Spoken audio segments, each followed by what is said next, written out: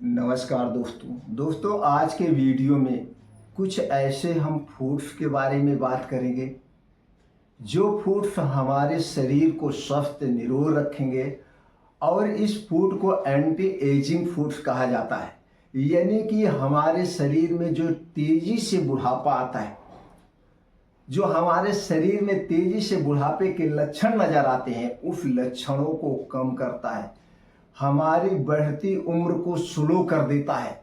क्योंकि इन चीज़ों में सभी प्रकार के multivitamins, antioxidant, multi mineral antioxidant, इसके साथ साथ omega 3 fatty acid free radical से जो हमारे शरीर की सुरक्षा करते हैं, ये सारे पोषक तत्व पाए जाते हैं। तो उन फूड्स के बारे में आज के वीडियो में जानकारी शेयर करेंगे और आपको अंत में एक ऐसी दिनचर्या बताएंगे जिस दिनचर्या को अपनाकर अपने शरीर को रोग मुक्त रख सकते हैं और अपने शरीर को बीमारी से जल्दी से ठीक भी कर सकते हैं।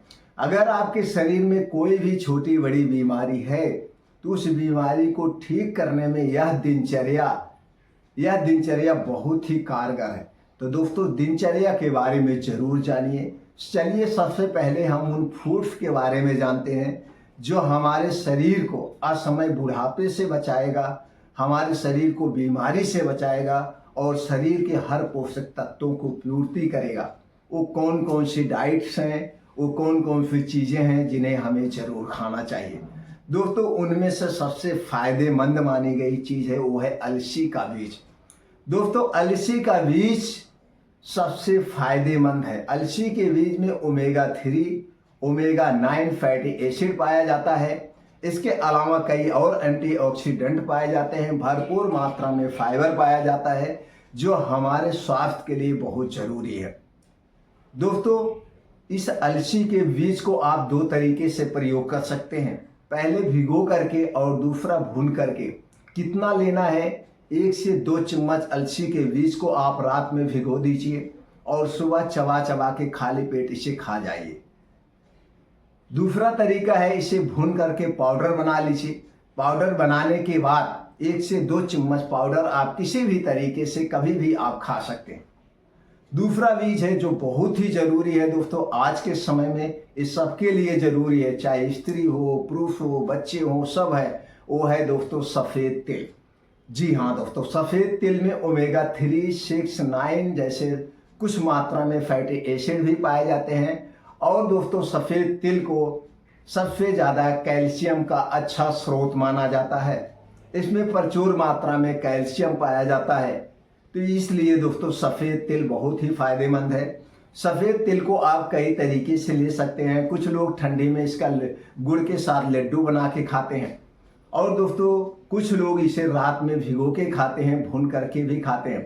तो इसे भिगो के खा सकते हैं, भून करके। कितना खाना है दोस्तों? 1 चम्मच से 2 चम्मच आप इसे ले सकते हैं।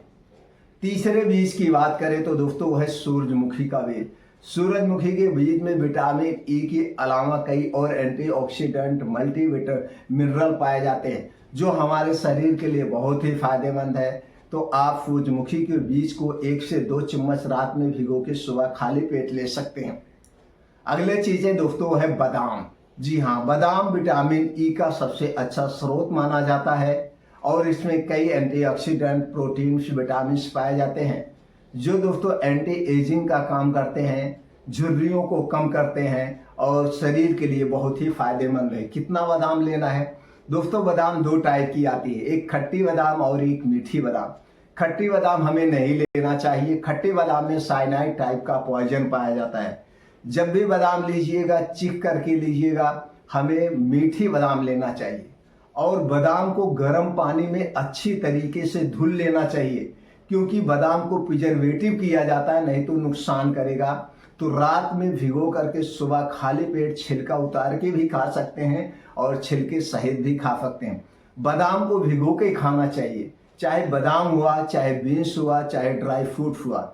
ये जितनी भी चीज़ें हैं, जब आप इन्हें रात में भिगो के खाते हैं तो इसकी टॉक्सिन बाहर निकल जाती है, इसकी गुणवत्ता बढ़ जाती है और दोस्तों ये और ज़्यादा फायदेमंद हो जाता है। अगली चीज़ है दोस्तों वो है अंजीर, मखाना, अखरोट और किशमिश। ये जितने भी प्रकार के ड्राई फ्रूट्स हैं बहुत ही फायदेमंद है। तो दोस्तों हमें अगर आप किशमिश लेना चाहते हैं तो 15 से 20 ग्राम किशमिश अच्छी तरह से पहले गर्म पानी में धुल करके रात को भिगो के सुबह आप ले सकते हैं। अंजीर अगर आप लेना चाहते हैं तो 1 से 2 अंजीर अच्छी तरह से धुल के भिगो के लीजिए। अखरोट भी 1 से 2 ले सकते हैं। मखाना 10 से 15 10 ग्राम आप एक मुट्ठी, छोटी मुट्ठी भर मखाना को भी भिगो के लेना चाहिए, ये सबसे फायदेमंद है।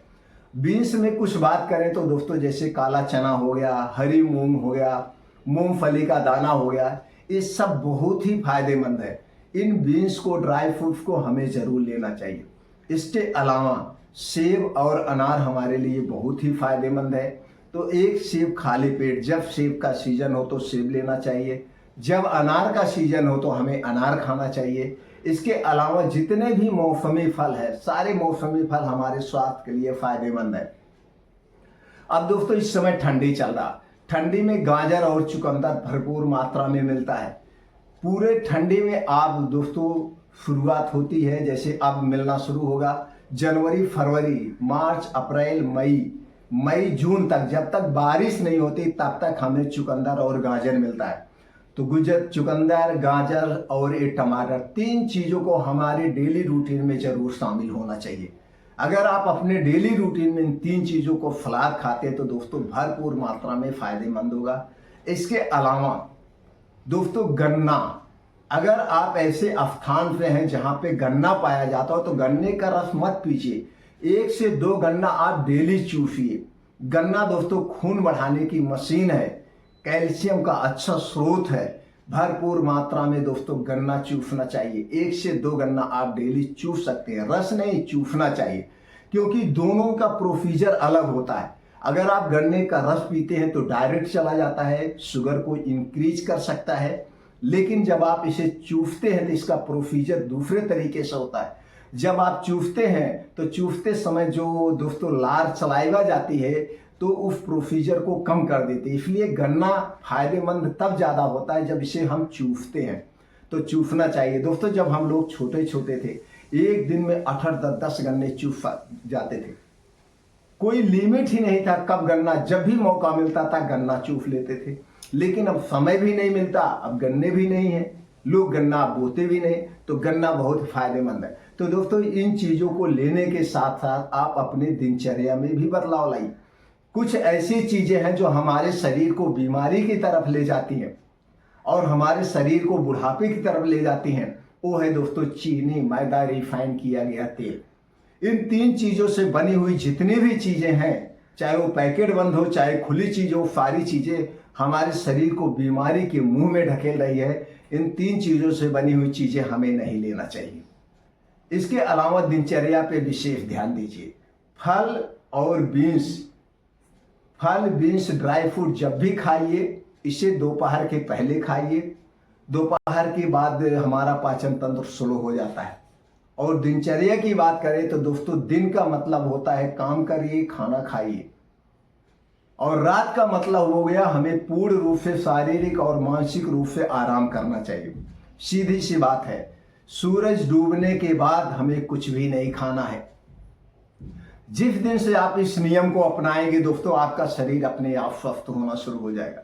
सूरज डूबने के बाद खाने पे के नाम पे कुछ नहीं खाना है, पीने के तौर सिर्फ सादा पानी आप पी सकते हैं।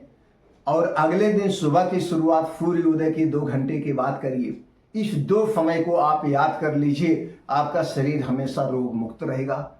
और डेली 1 घंटे का समय निकालिए, ऐसे स्थान पे जाइए जहाँ मिट्टी हो, हरी घास हो, नंगे पांव वहाँ पे चलिए, योगा करिए, प्राणायाम करिए, मेडिटेशन करिए, यानी 1 घंटे धरती से जुड़िए और डेली इस नियम को अपनाइए। दोस्तों आपका शरीर हमेशा स्वस्थ रहेगा। आप ये 3 महीने के लिए ट्राई करके देख लीजिए।